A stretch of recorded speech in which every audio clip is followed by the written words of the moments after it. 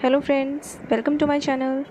आज के वीडियो में हम क्लास 12th मैथ्स के एक्सरसाइज मैट्रिक्स के बारे में पढ़ेंगे और साथ ही हम आज मैट्रिक्स के कुछ क्वेश्चंस भी सॉल्व करेंगे।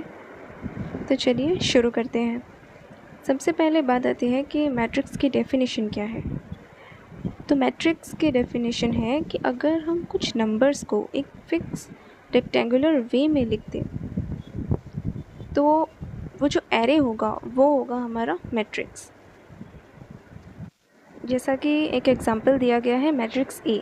मैट्रिक्स के सिंबल को हमेशा कैपिटल लेटर से ही शो करेंगे और मैट्रिक्स में जो नंबर्स या अल्फ़ाबेट्स दिखते हैं उन्हें हम कहते हैं मैट्रिक्स के एलिमेंट्स। ठीक है, अब हम बात करेंगे रोज़ और कॉलम्स की।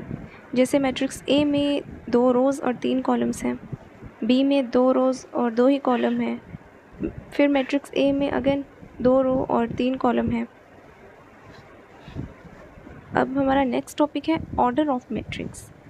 Number of rose multiply by number of columns, ये होता है हमारा ऑर्डर ऑफ मैट्रिक्स और इसे हम शो करते हैं m क्रॉस n से।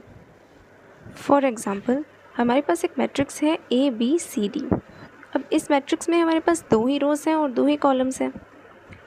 किसी भी मैट्रिक्स का ऑर्डर कैसे शो करते हैं? m क्रॉस n से। m है नंबर ऑफ़ रोज़ और n है नंबर ऑफ़ कॉलम्स। तो यहाँ पर इस मैट्रिक्स का ऑर्डर होगा 2 × 2। इसे हम पढ़ते हैं 2/2 से। अब किसी मैट्रिक्स को जनरल फॉर्म में इस तरह से दिखाया जाता है। देखिए A = small a I j। यहाँ पर I और j क्या है? नंबर ऑफ़ रोज़ और नंबर ऑफ़ कॉलम्स, और इसका ऑर्डर है m क्रॉस n। चलिए अब हम एक क्वेश्चन सॉल्व करते हैं। इस क्वेश्चन में हमें एक मैट्रिक्स की जनरल फॉर्म दी है जिससे हमें ये पता चल रहा है कि वो मैट्रिक्स 4/3 की है, यानी कि यहाँ पे 4 रोज़ हैं और 3 कॉलम्स हैं। और ये जो AIJ है इसकी वैल्यू हमें गिवन है 2i + j। हमें क्या करना है? हमें यहाँ पे i और j की वैल्यूज़ रखनी है, तो हमारे पास AIJ की वैल्यू आ जाएगी। अब हम मैट्रिक्स A को 4/3 की मैट्रिक्स की फॉर्म में लिखते हैं। तो इसके एलिमेंट्स को हम कैसे लिखेंगे? A11, A12, A13, क्योंकि 3 कॉलम्स हैं।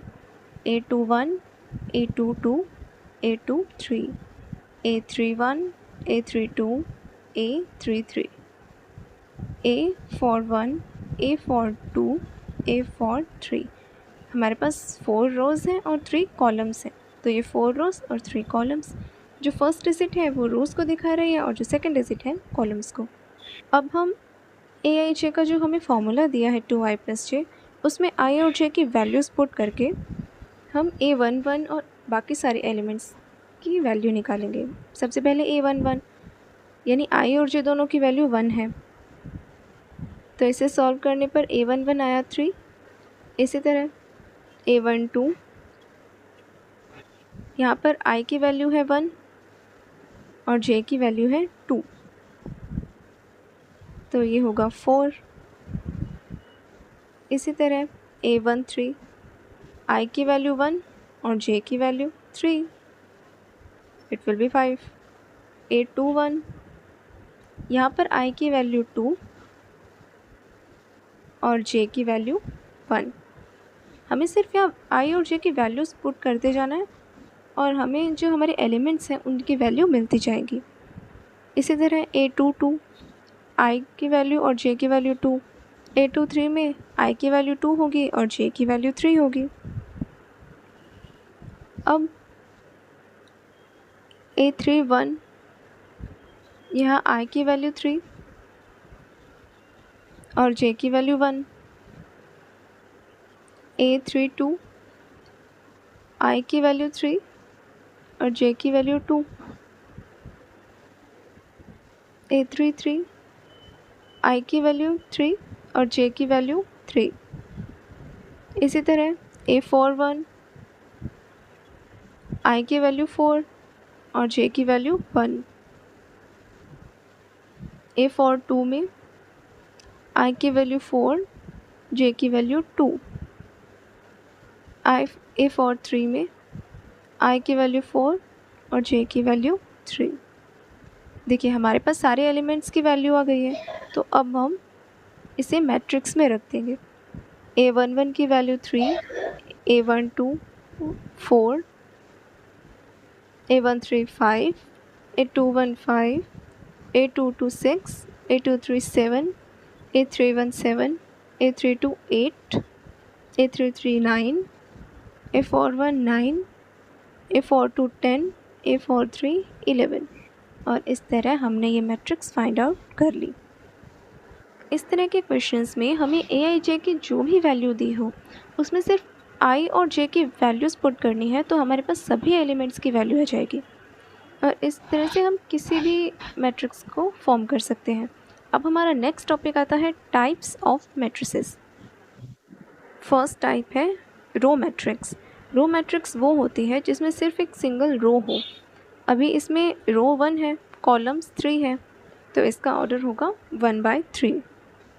सेकंड है कॉलम मैट्रिक्स। जैसे रो मैट्रिक्स में हमारे पास सिंगल रो थी, कॉलम मैट्रिक्स में सिंगल कॉलम होगा और इसका ऑर्डर होगा 3/1, क्योंकि 3 रोज़ हैं और एक कॉलम है, तो ऑर्डर 3/1।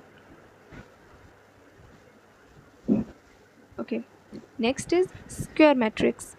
स्क्वायर मैट्रिक्स वो होती है जिसमें रोज और कॉलम्स दोनों बिल्कुल इक्वल हों। देखिए जैसे 2/2, 3/3, यहाँ पे 2 रोज 2 कॉलम्स, 3 रोज 3 कॉलम्स। अभी जैसे जो स्क्वायर होता है उसमें डायगोनल होता है, तो स्क्वायर मैट्रिक्स में भी जो ये ए डी और सेकेंड मैट्रिक्स में 1 3 एंड 2, इन्हें हम बोलते हैं डायगोनल एलिमेंट्स।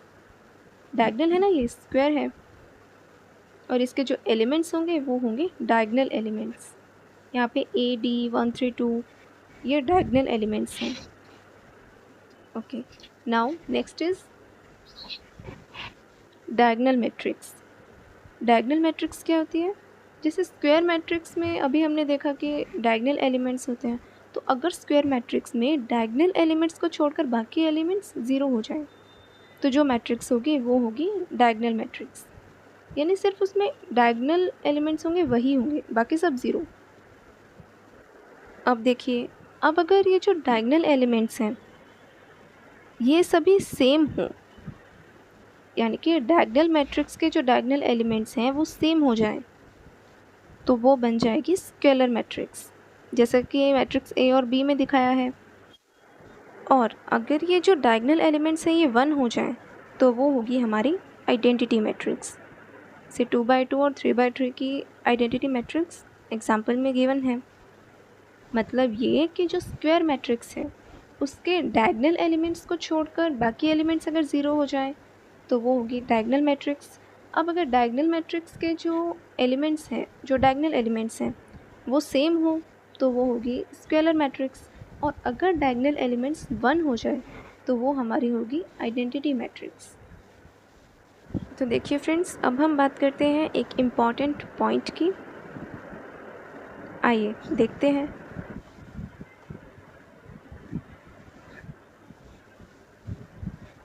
देखिए जो स्केलर मैट्रिक्स है वो हमारी आइडेंटिटी मैट्रिक्स कब होगी? जब उसके जो एलिमेंट्स हैं, जो डायगोनल एलिमेंट्स हैं वो 1 हो जाएं। ये कंडीशन है कि स्केलर मैट्रिक्स आइडेंटिटी मैट्रिक्स तब बनेगी जब उसके एलिमेंट्स 1 हो जाएं। लेकिन जो आइडेंटिटी मैट्रिक्स है वो हमेशा स्केलर मैट्रिक्स होगी, क्योंकि उसके डायगोनल एलिमेंट्स क्या हैं? वो सेम है, 1 है सभी elements. Now next topic is zero matrix. इसे नल मैट्रिक्स में कहते हैं। वो मैट्रिक्स जिसके सभी एलिमेंट्स ज़ीरो हों वो होगी हमारी ज़ीरो मैट्रिक्स। अब हमारा नेक्स्ट टॉपिक आता है इक्वेलिटी ऑफ मैट्रिसेस। कोई भी दो मैट्रिक्स, उनके इक्वल होने की दो कंडीशंस हैं। फर्स्ट, उनका ऑर्डर सेम होना चाहिए और सेकंड, उनके कॉरेस्पॉन्डिंग एलिमेंट्स वो सेम होने चाहिए। जैसे कि 1 1 2 एंड 2 कॉरेस्पॉन्डिंग एलिमेंट्स, जैसे फर्स्ट एलिमेंट है ना तो वो फर्स्ट एलिमेंट से ही हम मैच करेंगे, सेकंड एलिमेंट है तो सेकंड से, थर्ड से और फोर्थ से।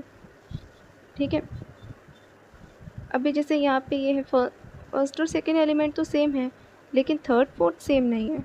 हम ये नहीं कहेंगे कि यहाँ भी 3 है और यहाँ भी 3 है तो ये सेम है, नहीं। हमारा एलिमेंट है 3, ये क्या है A21, तो सेकेंड मैट्रिक्स में भी हम A21 ही देखेंगे। अभी यहाँ 3 है, यहाँ 4 है, तो ये सेम नहीं है। ओके, अब हम एक्सरसाइज 3.1 के कुछ क्वेश्चन सॉल्व करेंगे। हमारा फर्स्ट क्वेश्चन है कि हमें एक मैट्रिक्स दी है A, हमें उसका ऑर्डर बताना है। ऑर्डर क्या होता है, number of rows multiply number of columns. इसमें रोज़ कितनी है 3 और कॉलम्स कितने हैं 4, तो इसका ऑर्डर होगा 3/4।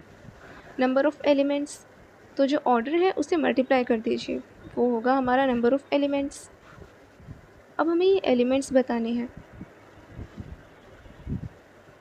A13 फर्स्ट रो, 1 मतलब फर्स्ट रो, 3 मतलब थर्ड कॉलम यानी 19। इसी तरह A21 second row and first column 35। A33 third row and third column, third row third column -5। A24 second row and fourth column, first digit number of rows, second digit number of columns, यानी second row fourth column 12। A23 second row third column -5/2। Okay, now next is हमें AIJ given है और हमें ये भी given है कि ये 3/4 की मैट्रिक्स है। इस तरह का क्वेश्चन हमने पहले सॉल्व किया था। हमें AIJ में वैल्यूज़ पुट करनी है और हमारे पास सभी एलिमेंट्स की जो वैल्यू होगी वो हम फाइंड आउट कर लेंगे। अब आप वीडियो को पॉज कीजिए और इस क्वेश्चन को करने का ट्राई कीजिए। ओके फ्रेंड्स, आई होप आपने ट्राई किया होगा। यहाँ पे हमें AIJ की वैल्यू मोड में गिवन है। मोड का मतलब होता है कि अगर मोड में नेगेटिव डिजिट है तो मोड से बाहर आने के बाद वो डिजिट पॉजिटिव हो जाएगी। और ऑर्डर हमें गिवन है 3/4, यानी कि नंबर ऑफ रोज 3 और कॉलम्स 4। तो मैट्रिक्स A होगी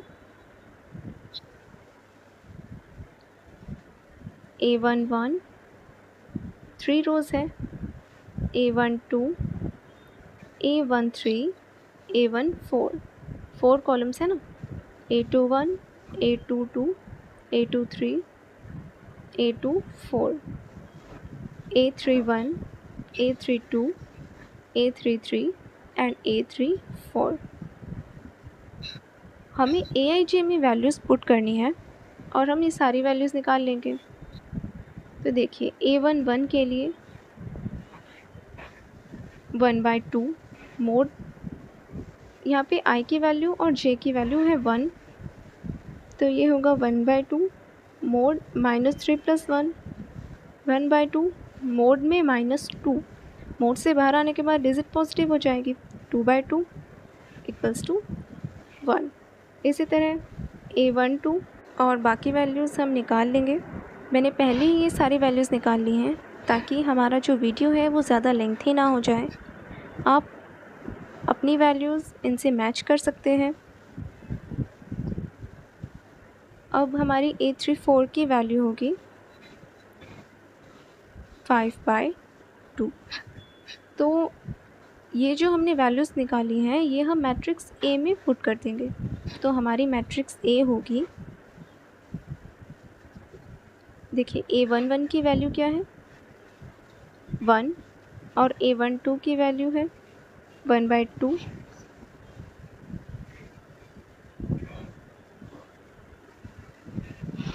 A13 की वैल्यू है 0 और A14 की वैल्यू है 1/2। A21 की वैल्यू है 5/2। A22 की value 2, A23 3/2, A24 1, A31 4, A32 7/2, A33 3 और A34 है 5/2। तो ये है हमारी मैट्रिक्स A। ओके, अब हम नेक्स्ट क्वेश्चन की तरफ बढ़ते हैं। हमारा नेक्स्ट क्वेश्चन है कि हमें दो मैट्रिक्स दी हैं जो हमें बोला गया है कि ये इक्वल है। अब मैट्रिक्स इक्वल है तो मतलब उनका ऑर्डर सेम होगा, दोनों का ऑर्डर भी सेम है और उनके जो कॉरेस्पॉन्डिंग एलिमेंट्स हैं वो सेम होंगे, यानी a माइनस बी माइनस 1 के इक्वल, 2a प्लस सी 5 के इक्वल, 2a माइनस बी 0 के इक्वल और 3c प्लस डी 13 के इक्वल। और हमें यहाँ a, b, c और d की वैल्यूज़ निकालनी है, तो हमें ज़्यादा कुछ नहीं करना, हमें सिर्फ ये इक्वेशन सॉल्व करनी है। 2a माइनस बी 0 के इक्वल है तो b is equal to 2a और हम ये वैल्यूज़ इक्वेशन 1 में रख देंगे।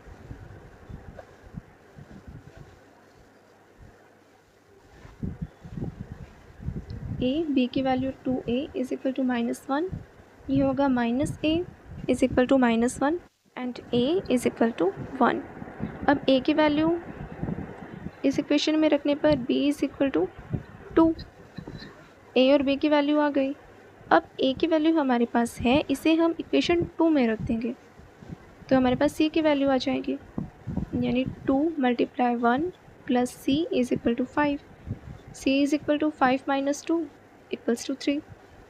हमारे पास c की वैल्यू आ गई। अब c की वैल्यू इक्वेशन 4 में रख दीजिए, 3 × 3 plus d is equals to 13, d is equal to 13 minus 9, तो d की वैल्यू हमारे पास 4। इस तरह a, b, c और d हमारे पास चारों वैल्यूज़ आ गई। हमें सिर्फ इक्वलिटी के दो कंडीशंस याद रखनी है कि दोनों मैट्रिक्स के ऑर्डर सेम होने चाहिए और दोनों के कॉरेस्पॉन्डिंग एलिमेंट सेम होने चाहिए। उसके बाद हम इक्वलिटी का कोई भी क्वेश्चन बहुत इजीली सॉल्व कर सकते हैं। अब हम इसी एक्सरसाइज का एक और क्वेश्चन सॉल्व करेंगे। क्वेश्चन है number of all possible matrices of order 3/3 with each entry 0 और 1 इज़। हमारे पास क्या है, दो एलिमेंट्स हैं 0 और 1, यानी कि जितने भी एलिमेंट्स हमारे मैट्रिक्स में होंगे हमें या तो 0 फिल करना है या 1, तो हमारे पास पॉसिबिलिटीज़ हुई 2 और ऑर्डर है 3/3, यानी कि 9 एलिमेंट्स होंगे। मतलब ये कि हमारे पास 9 प्लेसेस हैं एलिमेंट्स फिल करने के लिए और हर प्लेस पर मैं कोई भी एलिमेंट फिल कर सकती हूँ और उसकी पॉसिबिलिटी 2 है, क्योंकि 0 और 1 दो एलिमेंट्स हैं ना, तो कोई भी कॉम्बिनेशन बना सकते हैं हम। कहीं भी 0 या 1 रखेंगे हमारे पास मैट्रिक्स बनती जाएंगी। इस तरह से तो काउंट करना मुश्किल है, तो हम क्या करेंगे कि हमारे पास जो पॉसिबल वैल्यूज़ हैं वो 2 हैं, 0 और 1, और परम्यूटेशन और कॉम्बिनेशन तो सबने पढ़ा है, तो हमारे पास पॉसिबिलिटी है 2 और हमारे पास प्लेस कितनी है 9, तो 2 की पावर 9, यानी कि ये सब हमें मल्टीप्लाई कर देंगे। 2 की power 9 equals to 512, then option D is correct. Okay friends, तो आज के लिए इतना ही। आगे की एक्सरसाइज हम नेक्स्ट पार्ट में डिस्कस करेंगे, साथ ही हम आगे मैट्रिक्स क्वेश्चंस भी सॉल्व करेंगे। अगर आपको वीडियोस पसंद आ रहे हैं then please like, share and comment, और अगर आपको कोई डाउट है तो वो भी आप मुझसे कमेंट में पूछ सकते हैं। Thank you for watching this video. Please subscribe my channel. Thank you.